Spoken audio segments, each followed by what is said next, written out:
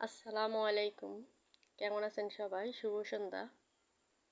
আজকে বান্ধবীর বাসায় গেছিলাম। বান্ধবীর বড় ড্রাগন ফলের বাগান করছে। তেমন বড় না, ছোটখাটোই।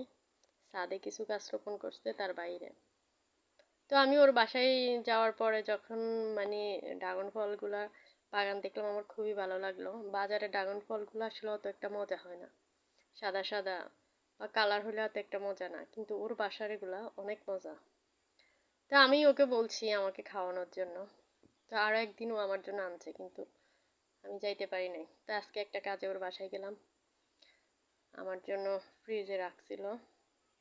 ওরা আনছিল খাওয়ার জন্য, তো আমাকে আজকে দিছিল। এই যে কি সুন্দর কালার এবং কি অনেক মিষ্টি, খুবই ফাইন। তো ভাবলাম যে শেয়ার করি।